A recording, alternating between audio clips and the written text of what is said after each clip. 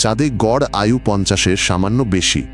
প্রায় অর্ধেক মানুষ দৈনিক $2 কমে জীবনযাপন করে।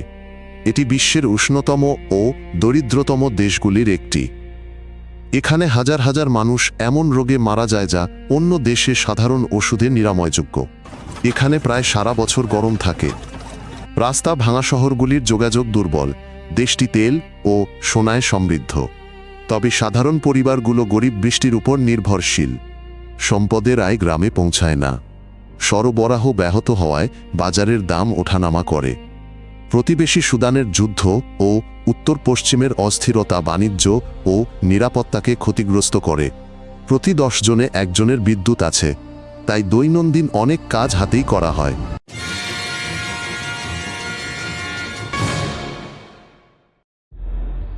চাঁদ উত্তরে মরুভূমি ও দক্ষিণে সবুজ ভূমির মাঝে অবস্থিত।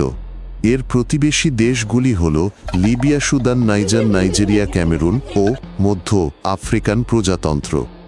চাঁদ একটি স্থলবেষ্টিত দেশ। পরিবহন ব্যয়বহুল ও ধীর হওয়ায় খাদ্য ও জ্বালানি প্রায়শই দেরিতে পৌঁছায়। প্রধান জলাধার চাঁদ হ্রদ। এর আশেপাশে জেলে ও পশুপালকেরা থাকে। রাজধানী দক্ষিণে, তবে সেখান থেকে অভ্যন্তরে যাওয়া কঠিন। বর্ষায় রাস্তা কাদাময় হয়, বাস বিকল হয়, ফলে ভ্রমণ কয়েকদিন লাগে। সব বাড়িতে বিদ্যুৎ নেই। চাঁদ ফ্রান্সের উপনিবেশ ছিল, পরে স্বাধীন হয়। এরপর শুরু হয় ক্ষমতার দ্বন্দ্ব ও দীর্ঘ সংঘাতের চক্র।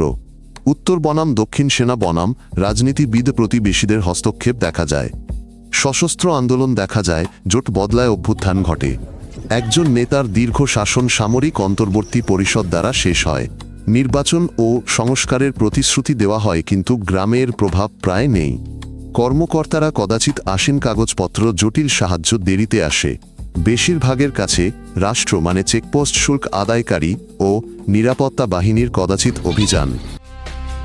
2000-এর গোড়ায় ক্যামেরুনে তেল উত্তোলন ও সমুদ্রগামী পাইপলাইন শুরু হয়। ভাবা হয়েছিল এতে রাস্তা, স্কুল, ক্লিনিকের উন্নতি হবে। বাস্তবে আয় কেন্দ্রীভূত ছিল রাজধানী ও ক্ষমতাসীনদের হাতে। চীনা কোম্পানিগুলো তেল উত্তোলনে এসে খনিপথে রাস্তা তৈরি করে, তবে স্থানীয়দের স্বল্প সময়ের জন্য কম বেতনে নিয়োগ দিত। বিশ্ব তেলের দাম কমলে বাজেট কমে, শিক্ষক, চিকিৎসকের বেতন আটকে যায়। গ্রামীণরা কেবল কৃষিকাজ ও পশুপালনে ফেরে। পাইপলাইন প্রকল্পটি জনগণের সামান্য উপকারের জন্য বহু বছর ধরে সমালোচিত। দশক জুড়ে খরা ও জল উত্তোলনে চাঁদ হ্রদ প্রায় 90% শুকিয়েছে। জেলেরা দূরে গিয়ে মাছ ও জলের অধিকার নিয়ে বিবাদ করে। পশুপালক শুকানো জায়গায় পাল নিয়ে যায়, কৃষকেরা চড়া থেকে ফসল বাঁচায়। সপ্তাহব্যাপী গরমে ধুলো মাটি শুকায়, ফসলের ক্ষতিতে পরিবার সারা বছরের জন্য বিপদে পড়ে। মানুষ পশু বেচেরেনি হয় ও চলে যায়। জল শুকিয়ে যাওয়ায় পুরো অঞ্চলের জীবনযাত্রা বদলে যায়। এটি আর কেবল গ্রামের সমস্যা নয়। চাঁদের হ্রদ সংলগ্ন এলাকায় চরমপন্থী গোষ্ঠীগুলো সক্রিয়। তারা গ্রামে হামলা করে, বাদী পশু চুরি করে, শস্যের গুদাম লুট করে ও যুবকদের নিয়োগ করে। বাসিন্দারা ঘরবাড়ি ও নৌকা ফেলে নিরাপদ স্থানে পালাচ্ছে। সেনাবাহিনী অভিযান চালাচ্ছে, তবে জলপথ ও মরুভূমির পথ নিয়ন্ত্রণ কঠিন। টহলদারদের উপর বিস্ফোরণ ও হামলা হয়। হ্রদের কাছে অভিযানে সেনারা মারা গেছে। জেলেরা গভীরে যেতে ভয় পায়। ব্যবসায়ীরা তাদের পথ পরিবর্তন করে। হুমকির কারণে মানবিক সংস্থাগুলো কাজ বন্ধ রাখে। চাঁদের ব্যবস্থা টিকে আছে নিরাপত্তা বাহিনীর আনুগত্য ও গোষ্ঠীগত জোটের ওপর। টেন্ডার অস্বচ্ছভাবে বন্টন হয়, বিক্ষোভ দমন করা হয়, স্বাধীন কর্মীরা চাপে থাকেন। স্থানীয় কর্মকর্তারা সার্টিফিকেট, জমি বা সাহায্য পেতে অনানুষ্ঠানিক অর্থ চান। বিচারিক সুরক্ষা দুর্বল। অভিযোগ খুব কমই ফল দেয়। সাধারণ মানুষের জন্য এর অর্থ যোগাযোগ ছাড়া চাকরি পাওয়া, জমি রেজিস্ট্রি বা দখলমুক্ত রাখা কঠিন। কর্তৃপক্ষের প্রতি অবিশ্বাস বাড়ছে, তবে প্রকাশ্যে কথা বলা বিপজ্জনক। চাঁদের বহু পরিবারের খাবারে থাকে বাজরা ও ভুট্টার জাউপাতা এবং দুষ্প্রাপ্য সবজি। মাংস খুব কমই জোটে। তেল ও চিনি উৎসবের জন্য রাখা হয়। বৃষ্টি না হলে বা পোকা ফসল নষ্ট করলে খাবারের ভাগ কমানো হয়। এমনকি খাবার বাদও যায়।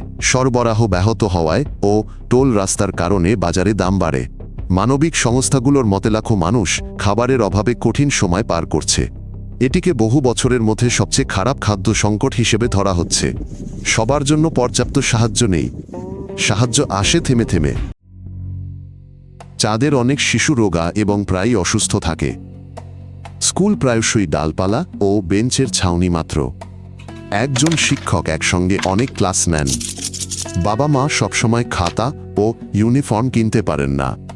যদি ক্লাস দূরে হয়, শিশু বাড়িতে কাজের সাহায্য করে। ফসল তোলার মৌসুমে শিশুরা মাঠে যায় এবং পড়াশোনা বাদ দেয়।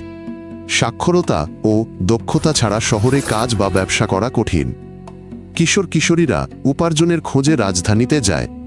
তারা চুক্তি সুরক্ষা ও উন্নতিবিহীন এলোমেলো কঠিন কাজ পায়।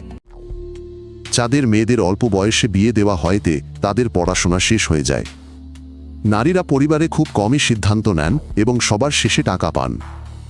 ডাক্তার দেখানো কঠিন, ক্লিনিক অনেক দূরে, পরিবহন নেই। গর্ভাবস্থা ও প্রসব বিপজ্জনক। দেশে বাল্যবিবাহ ও ক্ষতিকর প্রথার হার খুব বেশি। আন্তর্জাতিক গবেষণা এটি সমর্থন করে। স্থানীয় প্রকল্পের মাধ্যমে নারীরা কারুশিল্প ও বাণিজ্য শেখে। তারা ছোট দোকান খোলে, কিন্তু এমন কর্মসূচি কম এবং সেগুলো সারা দেশে পৌঁছায় না। চাঁদের গ্রামগুলিতে জলের উৎস কুয়ো বা অগভীর গর্ত। ভোর হওয়ার আগেই বহু কিলোমিটার হেঁটে মাথায় বালতি করে জল আনে।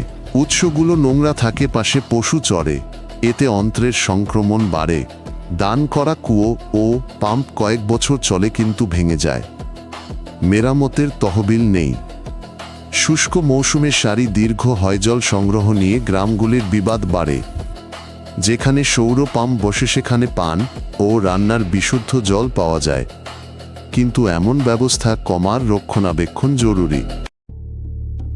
চাঁদে মানুষ প্রায়শই ম্যালেরিয়া, সর্দি, কাশি ও ডায়রিয়ায় ভোগে। কাছের ক্লিনিক বহু দশক কিলোমিটার দূরে। শত শত রোগীর জন্য একজন ডাক্তার, ল্যাব প্রায় নেই। ওষুধ ফুরিয়ে যায় আর টিকাদান দল সব জায়গায় পৌঁছায় না। পরিষ্কার জল ও সাবান ছাড়া কলেরার প্রাদুর্ভাব দ্রুত ছড়ায়। সম্প্রতি কর্তৃপক্ষ যুদ্ধ থেকে পালানো মানুষের বসবাস করা এলাকায় নতুন প্রাদুর্ভাব নিশ্চিত করেছে। রাস্তা খারাপ, পরিবহন নেই, পরিবারগুলো চিকিৎসকের কাছে দেরিতে পৌঁছায়। চাঁদের পূর্বে সুদানের যুদ্ধ থেকে পালিয়ে আসা মানুষেরা বাস করে। হ্রদের আশেপাশে হামলায় বাস্তুচ্যুত হয়েছে বহু পরিবার। শিবিরগুলিতে তাঁবু, জল ও মৌলিক খাবার মেলে, কিন্তু কাজ বা স্থিতিশীল আয়ের কোনো সুযোগ নেই। শিশুরা স্বাভাবিক স্কুলের সুযোগ পায় না। বড়রা হারাচ্ছে দক্ষতা ও মাটির সঙ্গে সম্পর্ক। গত কয়েক মাস ও বছর ধরে আসা মানুষের বিপুল চাপ অবকাঠামো সামলাতে পারছে না।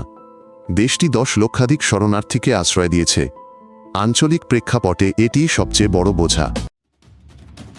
চাঁদের অধিকাংশ গ্রাম বিদ্যুৎবিহীন।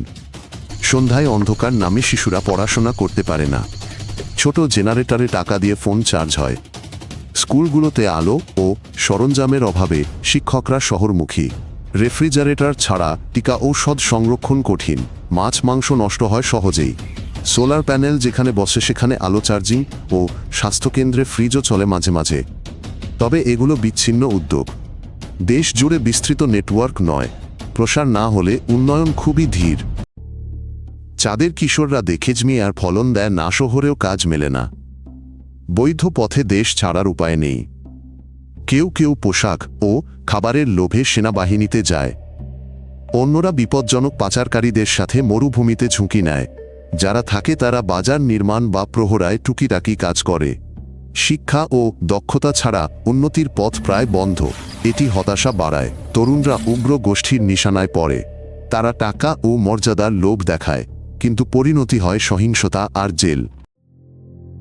চাঁদে আন্তর্জাতিক সংস্থাগুলি শিশুদের পুষ্টি, অনাহারে চিকিৎসা, টিকাকরণ, কুয়ো খনন এবং কৃষকদের শস্য সংরক্ষণ ও বৃষ্টির জল সংগ্রহ শেখানোর মাধ্যমে সাহায্য করে। কিছু এলাকায় সোলার পাম্প ও ছোট গ্রিড বসে, তবে নিরাপত্তা ও নিয়ন্ত্রণ থাকলেই এগুলি কাজ করে। শান্তি তেলের ন্যায্য আয়, কর্মসংস্থান ও আঞ্চলিক যোগাযোগ ছাড়া পরিবর্তন আসবে খুব ধীরে। মানুষ সহজ জিনিস চায়, জলখাবার, নিরাপত্তা এবং বাড়ির কাছে কাজ। ভালো লাগলে সাবস্ক্রাইব করুন, নতুন পর্ব মিস করবেন না। আমরা সংক্ষেপে ও প্রয়োজনীয় কথা বলি।